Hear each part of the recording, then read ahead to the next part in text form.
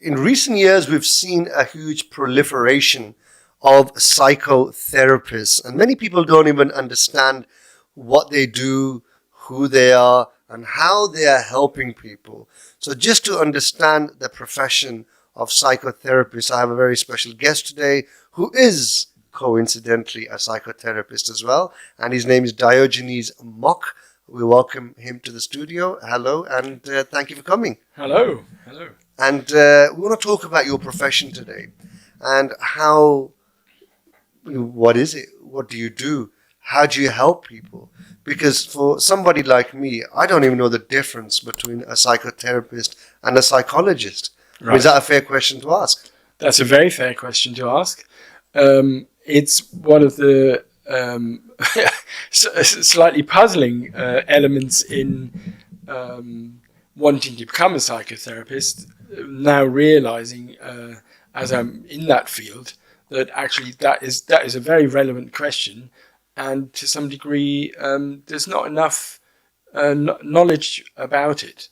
Fundamentally, you could say psychology is more concerned with studying human behavior, human interactions, and tends to leave it at that. And in that sense, it's most psychology practices and theories are heavily based on a medical model of the human being, a scientific, modern Western materialist scientific model of the human being. Psychotherapy, on the other hand, has always been a little bit on the fringes of the sciences.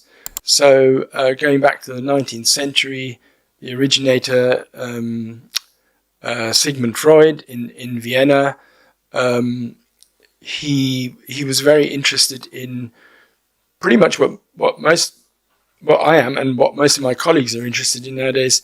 How do you help people? How do you support people when they're struggling in life?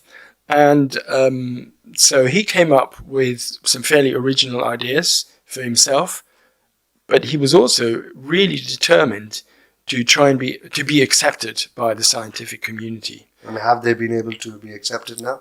I think it's an ongoing process. So you will find many people in either profession, in medical professions or in research as well, who are open to some of the concepts and practices in psychotherapy and vice versa.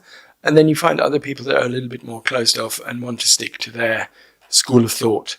And there are, I think there are some incompatibilities to it. But surely you've come a long way if the NHS is now offering psychotherapy services. Yeah, I mean that's a very interesting development, and in just this year you could say there's even more of an opening to it. I think the NHS has moved that way, not so much out of its own out of its own school of thought of thinking, oh, we should broaden the field of what we can offer people, but really out of the demand. So just increasingly having to deal with patients and clients that need more than just the attention to their physical needs. Yeah. So psychologists, if I'm not mistaken, are able to prescribe medicine, but yourself are not. Yeah, that's correct. And it I don't want to confuse it even more, but to some degree you could say a clinical psychologist can do that, but then if he is dealing with somebody who is suffering from something that is severely impacting on their life and on the life of others, then they would actually require a psychiatrist. Mm-hmm. And so commonly psychiatrists are really the people who... So Diogenes, what are the typical type of people? I mean, I don't know whether typical is the right word, but what are the types of people that come to seek your help? Mm-hmm. What sort of problems do they come with? Mm-hmm. Brilliant question. So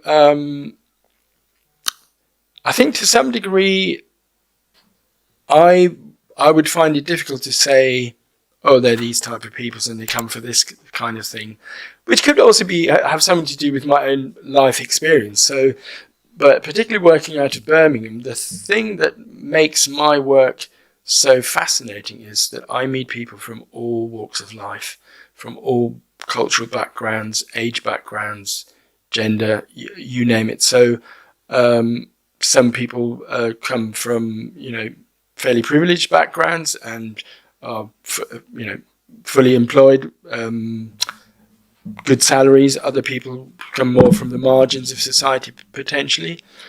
And again, I can only speak for the clients that come to me.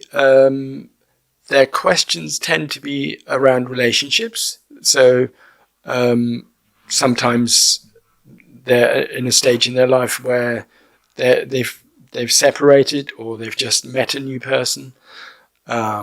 Sometimes it can have to do with family relationships.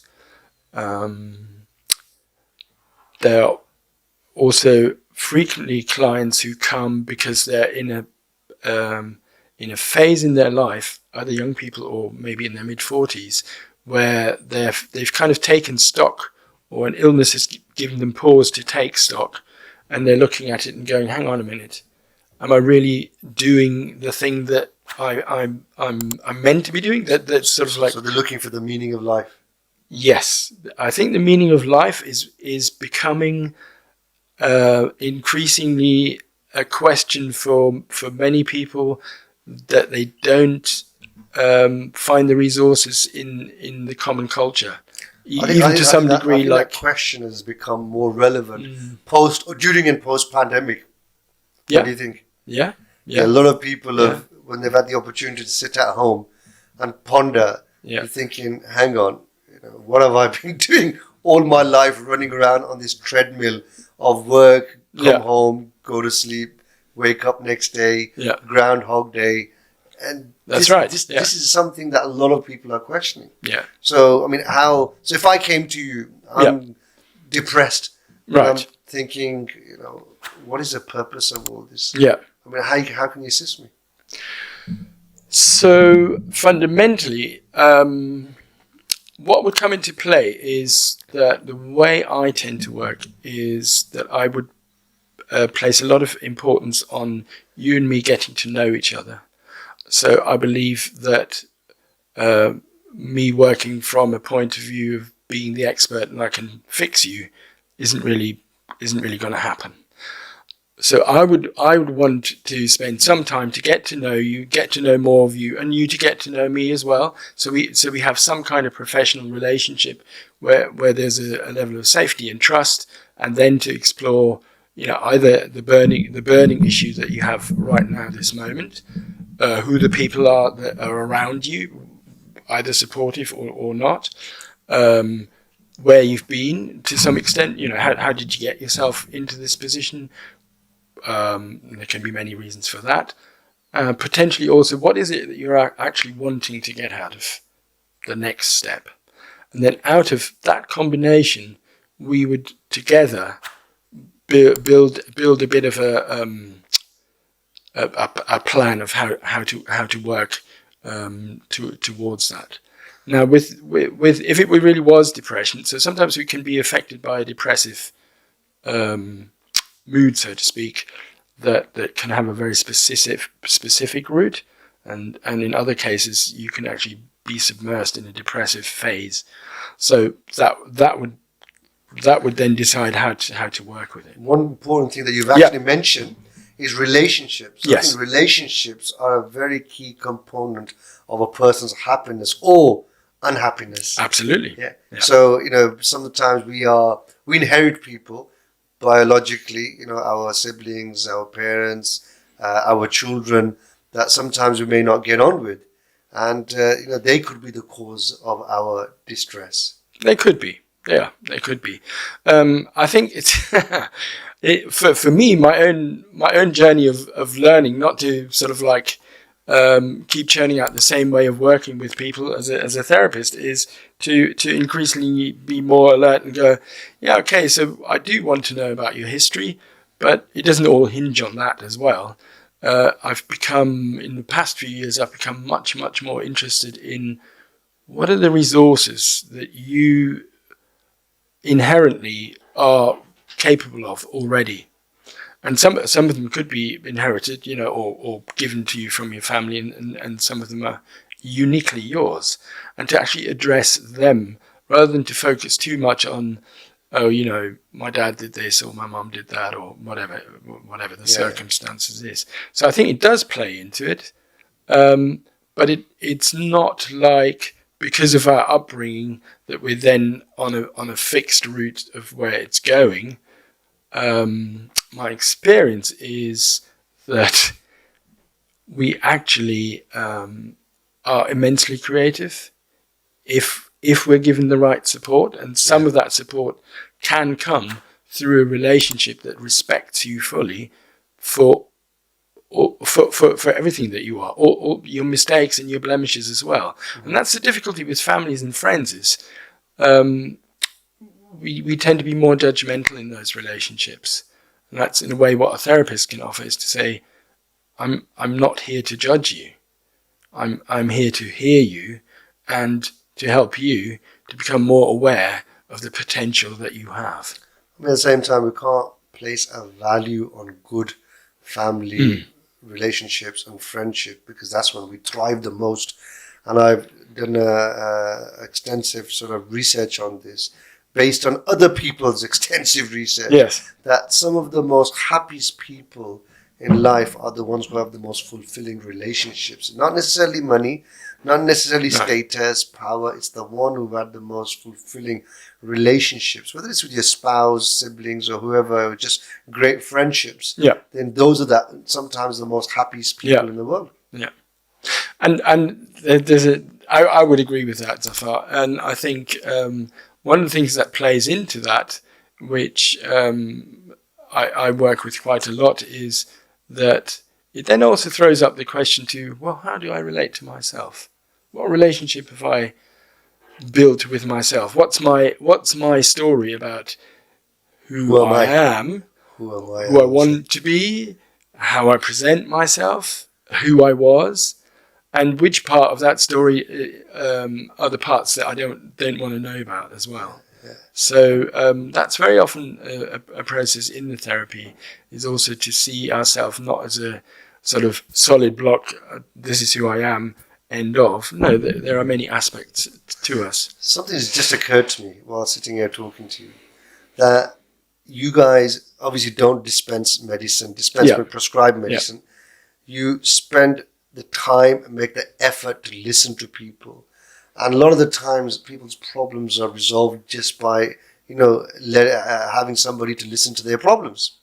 So on the other hand, we have a very traditional, archaic model of the GP and the patient, where the people who have all these different physical, mental, spiritual, psychological, whatever problems that they are going to, emotional as well, going to the GP hasn't got time to sit there, listen to their stories and give them a shoulder to cry on. And so the easiest and fastest way of dealing with them is dispense some medicine, prescribe it, pop to the chemist next door, pick up your prescription, off you go, and that will sort you out.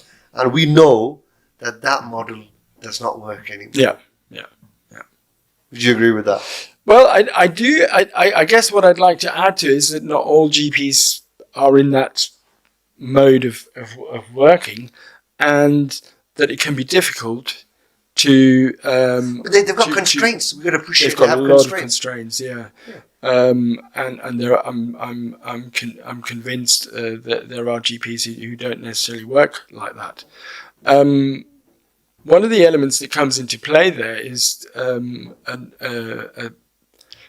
something to do with the times that we live in.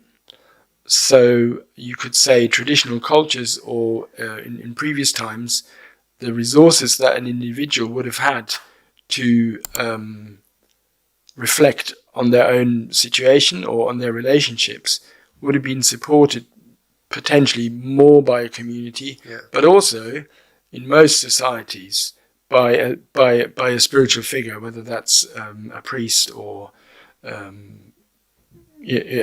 teacher or an imam, and so that resource isn't seen in the same way anymore, isn't heard in the same way anymore. Probably because, I mean, even the recent census in the UK, more people now identify as being atheists than prescribing to a particular mainstream religion.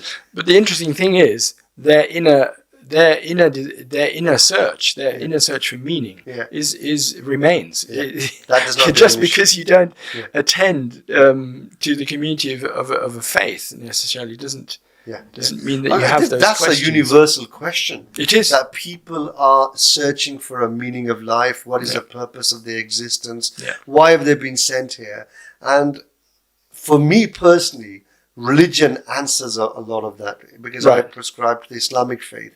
And we are taught clearly that why we were created, who are we, what is our identity, who is our Lord who created us, what is the reality of this world that we are in at this moment in time, and how do we achieve that purpose for which we have been created. Once those things have been addressed, for me personally, life makes sense. I don't have any burning questions anymore which don't make sense and are troubling me as such.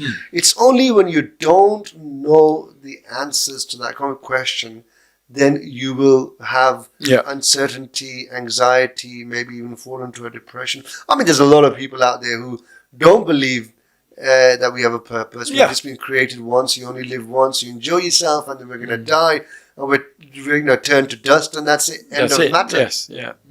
But for majority, there is that inner yearning to find a purpose. And what I said to you earlier, because during the post-pandemic period that we live in, many people are actually questioning the insanity of what we are doing on a daily basis, and just trapped in this life of consumerism, capitalism, chasing materialistic desires, which are not making us any happier. No, and I think I see that frequently with my clients. I mean, it's interesting for myself. One of the elements that I believe supports me to be able to do what I do, obviously professionally, I have to have somebody who's a supervisor who I can check in with. So I can't just kind of... So even as an independent psychotherapist, you have a mentor or supervisor that you... That's right, yes. And that's what's the word? Supervision. Yeah, that's supervision. That's a requirement of the two main organisations in the UK that you have to be a member of in order to remain an ethical practitioner and to keep your clients safe. So that's sort of the professional backup that each client has. They can see what that organisation is, how long I've been working, who my supervisor is, and so on and so forth. And on top of that, what I personally, in my own practice, resort to is a fairly rigorous inquiry into, well, how am I looking after myself and the relationships that I have in my world? Because how can I be of any use to you as a client if I don't also investigate that myself? So I don't particularly have to see a therapist, but I can choose to go for therapy if there are any particular questions that I have. So for me, it's an ongoing quest. It's like once you're trained, you can't rest on your laurels. You've always got you have to go for new research, continuous research, professional development for yourself. And you also find that when you're sitting there constantly, daily listening to other people's problems, does it deplete your own battery and drain you out? Well, it's interesting. That's a very common question, actually, Zafar. I think it doesn't happen in quite that way, because usually once you get to know each other, it really is a dialogue. there's a real healthy exchange between you and me if we're working as therapist and client. So I can get something out of the work just as much as it can drain me. However, that element is there. That element is there. It means I have to plan my week, how many clients I want to work with. Some of my colleagues work every day. I don't work every day. I don't always work a full day. So all those things play into it, and you sort of have to fine tune it yourself. Sometimes also just basic things like you might have a client who needs a particular kind of attention, and then it might be better to work with them in a particular sequence in respect to other clients. So, okay. One of the things also I noticed over the last few years, I don't know whether this is your fault, your profession, or the psychologist, is that we seem to be labeling people more and more. Yes. Yeah? Yes. So this person's got ADHD, this person's bipolar disorder. Yes. There's so many different labels that people are walking around with now. Yeah. And it doesn't make sense. Yeah, I mean, it's interesting. I can't I don't have a particular notion how that's arisen, but I know it's slightly supported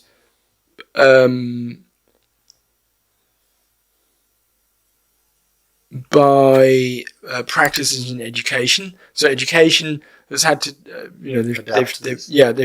they've changed the system so that children with learning, pigeonholing more and more children. Children with learning difficulties you didn't used to go into mainstream schools, so it's become more open, more inclusive. But that has led. I mean, it's funny because originally it was done to avoid labeling and stigmatizing people, but it's actually led to the fact that some of the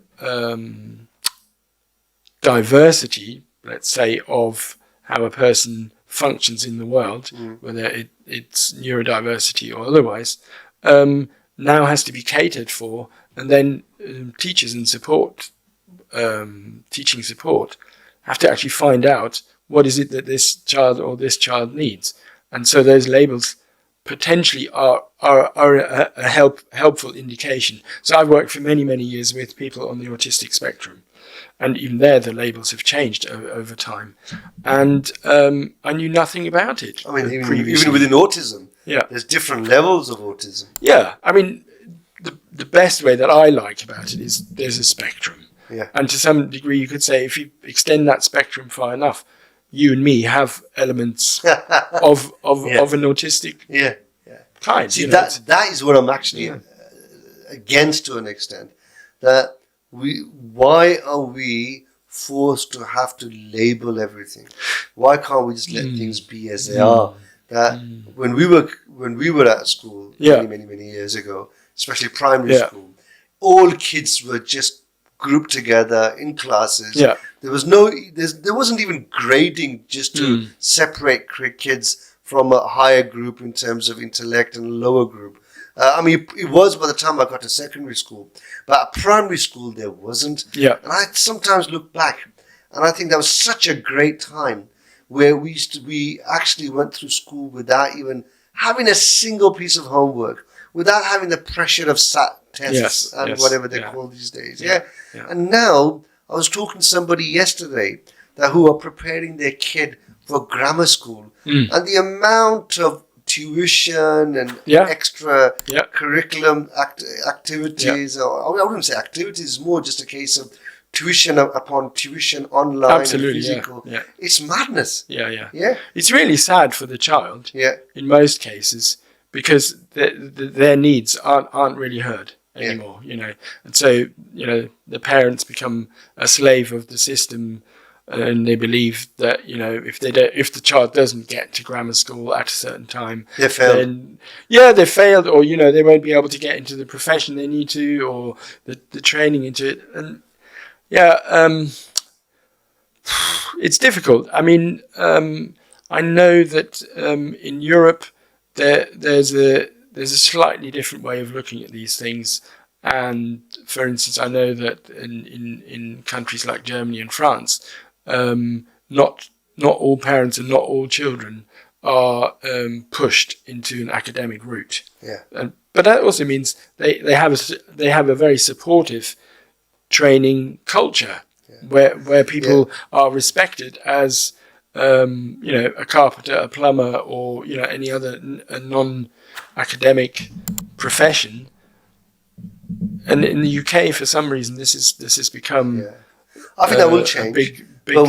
It has to. I think just through the generations of people that have gone through that huge amount of pressure, they're not going to foist it on their kids. I don't think it's healthy. No. Because kids should be left to be kids. Let them play, let them enjoy their childhood. We shouldn't be putting so much academic pressure on them.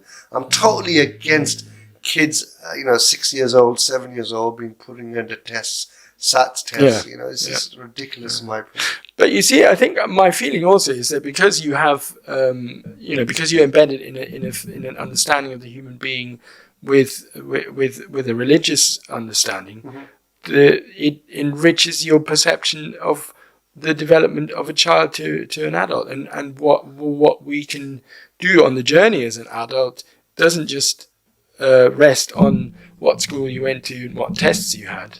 In fact, do I care what academic grades you had or what I had? And let's face it, a lot of the stuff we learn in school we very rarely implement and use in our daily adult life anyway. So you've just gone through a system where you've been indoctrinated to basically follow a system which you're going to do for the rest of your life, but hasn't necessarily made you into a better human being. No. We always say, even within religious education, that there shouldn't be an emphasis on just learning knowledge upon knowledge, because we want to make sure that we produce good human beings, not robots, and not just people with lots of knowledge in their head which they never ever are able to implement. Yeah. I mean, it's a lovely example, Zafar, because I have worked with numerous clients that have had to confront that part of themselves that was still at school and, kind of doing the homework, and, adults. But so as adults, still haunted by the homework. Haunted, not necessarily by the homework, but just by exactly what you described.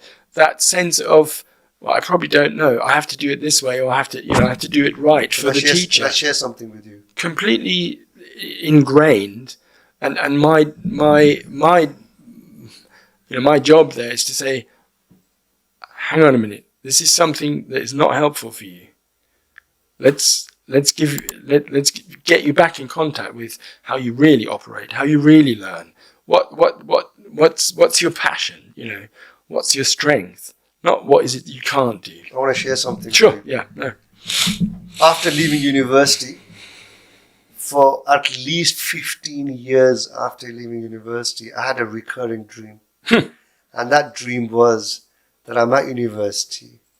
I'm turned up at the exam. Right. And I've realized I've not revised. I've not been attending my lessons. And I'm going to fail miserably. I'm going to let everybody down. And I'm feeling absolutely distraught in that exam room, thinking, what on earth have I got myself into? And that dream I had regularly for over 15 years when I left university. And let me tell you something, occasionally I still get it. Is that trauma? That's a good question. I think it depends how you take it. So if it affects you, not at all. Do you see what I mean? No, so then you would talk it does. In the dream it does. In the dream it does, but once you wake up and you realize it's just a dream, then you completely ignore it and it does not bother you at all. Yeah.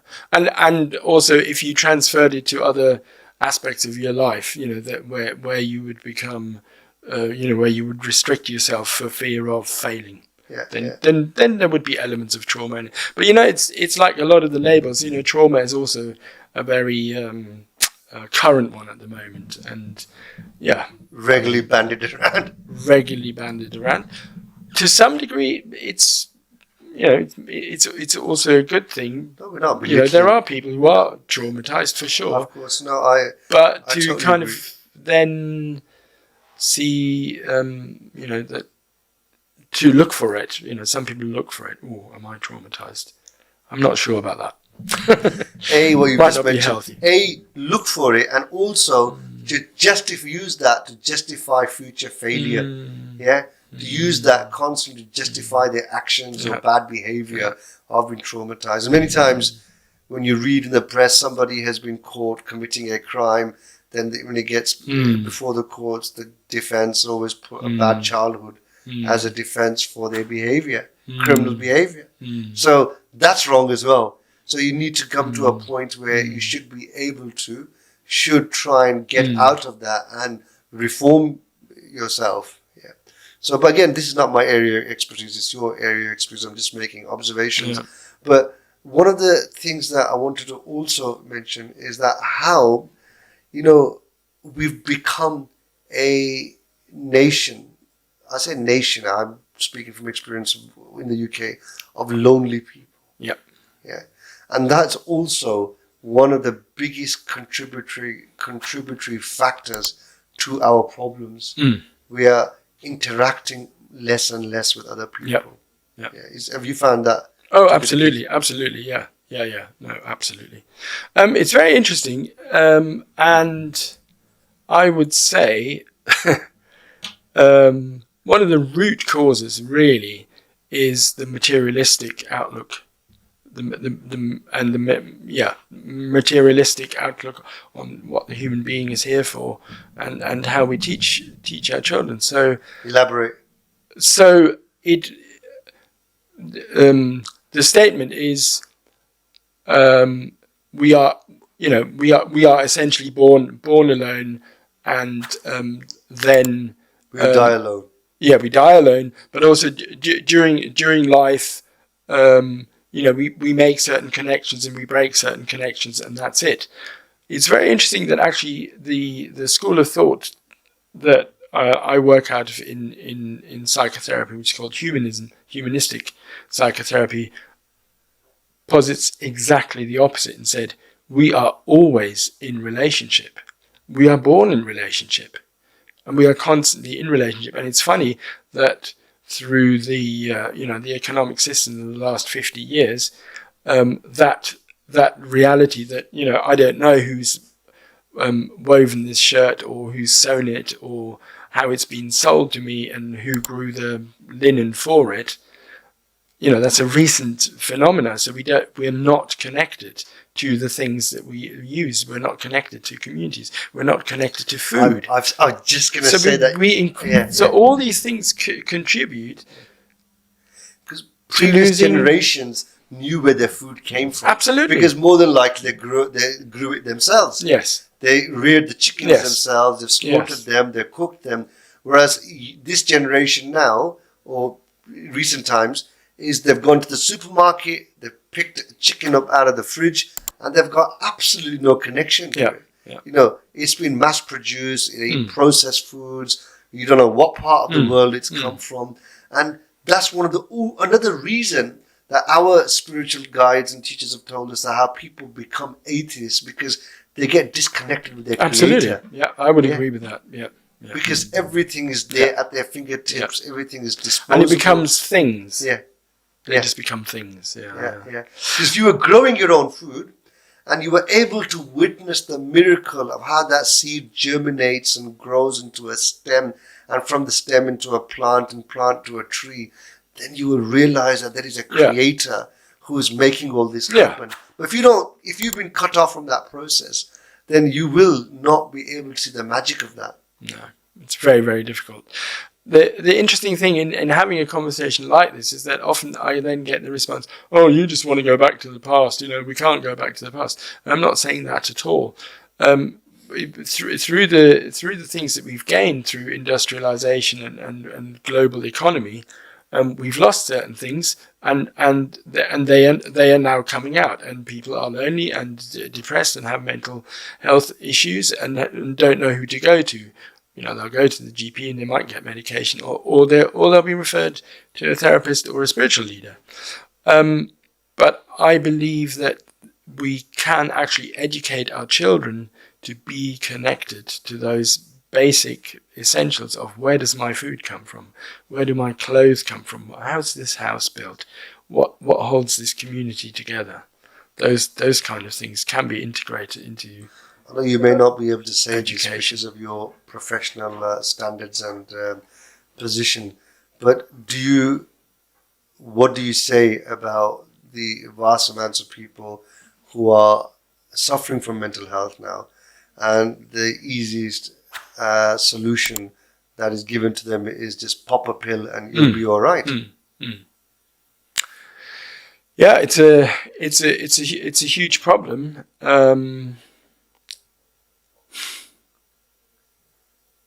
I think there's no quick solution there. I work with some clients who are on antidepressants or anti-anxiety medication. When they come to me, they tend to be interested in seeing a different way of supporting themselves. Sometimes somebody might relapse, I don't know, through bereavement or whatever it is, or losing their job, something like that, and then that can actually be very helpful for a certain amount of time. I think the fact that it's become a massive problem is being heard, and there is increasing research and voices who are saying this isn't actually working. So I'm very hopeful that in the future there's going to be more of a combination of. So you think there is an admission or acknowledgement that this is not working? Yeah, there is. Yeah. Well, I mean, it's a and I think to some degree that what might also be uncovered is something similar to the tobacco industry, for instance, clamping down on research on the effects of smoking way back. Now we know that. And I think I wouldn't be surprised if the pharmaceutical industry has a massive part to play in how these drugs. It's no surprise at all. No, I don't. It's no surprise at all. Because, and I think I'm not a conspiracy type of person at all. But if you look at the profits in the pharmaceutical industry globally, and the way that it's distributed, also in the third world, then you've got to ask questions, and you've got to say, hang on a minute, Is this really out of the care for the human being, or is this to do with profit? Without shadow of doubt, Diogenes, it's profit before people, right? That's probably a conversation for another day as to the advance of industrialization of medicine and how that is not. It's creating more customers of pharmaceutical companies. Oh, absolutely. And it's not. I've never come across a case, very, very rare, where somebody on a long-term medication program has turned around and said, I'm purely cured now. Doctors got me off everything, and I'm back to factory resettings. No. When you have medicine, you fall ill, you get some side effects, and you need to get some more medicine to treat those side effects, and then you get new side effects, and it's a downward spiral. But, that's not the focus of our discussion today. We're going back to your own expertise. What is it that what would you be able to share with us as regards to how to remain sort of in this world of insanity, how to retain our sanity? Right. That's a lovely question. Yes. Well, it's a slight paradox. One of them is to really honor and respect the relationships that we have. Brilliant. But also to be curious about them. So some of them may have slipped into a slight habitual process. That's why couples divorce. That's why couples divorce. How do you keep that fresh? How do you remain curious about yourself, about the other? Very often work pressures interfere and make that difficult. But the other one also is to offer yourself more kindness and compassion. So in a way, it's a combination of a positive selfishness, so that Sorry, that offer yourself, not offer others. yourself. Yes. Okay. So I'm just so aware how much people will go out of their way to do everything for everyone else and neglect their own needs. Then there's people who do the total opposite. And as there's well. people who do the total opposite. And that's why I was saying there's a slight paradox in we need the relationship, but that also includes a relationship to ourselves that isn't neglectful. And I've got to be honest, I'm surprised for how many clients it is difficult to take care of themselves, even just on an emotional level. Why is that? Because they're people pleasers? Yeah, people pleasers, or our society does ask us to be nice, for instance, which isn't always appropriate. It's much more helpful to have a sense of this is how much I'm able to offer you, or to go out of my way to offer you, and this is what I need for my own resources. So personal boundaries, or an understanding of boundaries, is a very healthy practice as well. And it's funny though, because they're also enshrined in all faiths. You just took the words out of my mouth. In terms of the teachings of our faith, is that we have to show compassion upon creation. Yeah. Okay. So what do we mean by compassion upon creation? And that is not just restricted to other human beings. Yeah. It also extends to the plant and animal kingdom. Yeah. It extends to your environment. Absolutely. To this climate challenges that we've got now. We have to have that compassion upon everything that is a creation of God. The plant, the animals, they're a creation of God. And the person who deserves our compassion the most is the person who we interact with the most. Maybe it's your spouse, it's your children, it's your parents, your siblings, it's your neighbor, it's your work colleagues.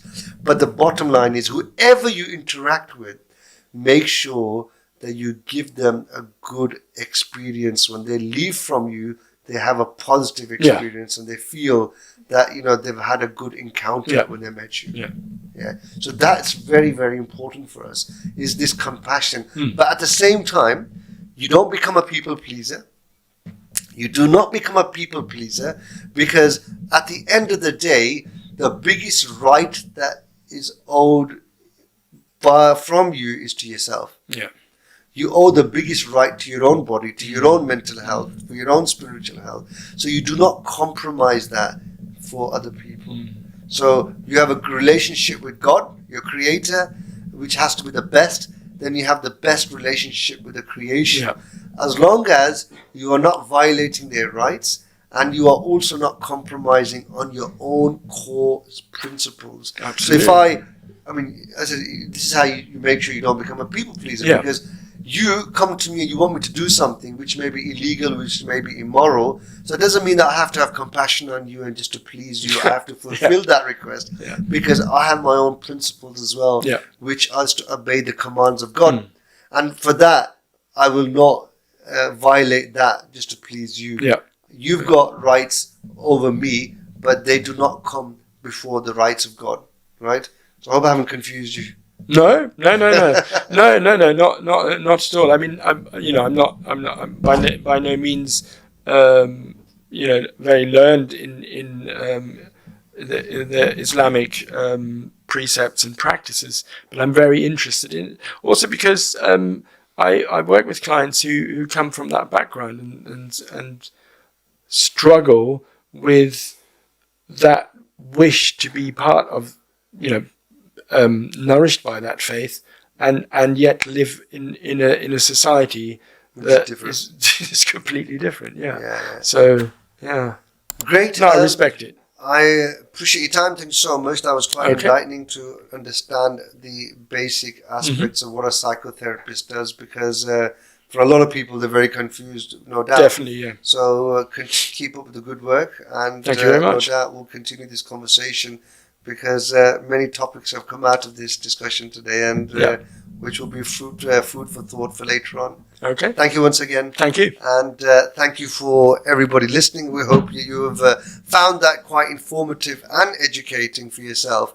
And remember to subscribe to the channel. We'll keep you updated with more notifications and programs like this, and a lot more interesting content that we have planned for you in the future. Thank you once again.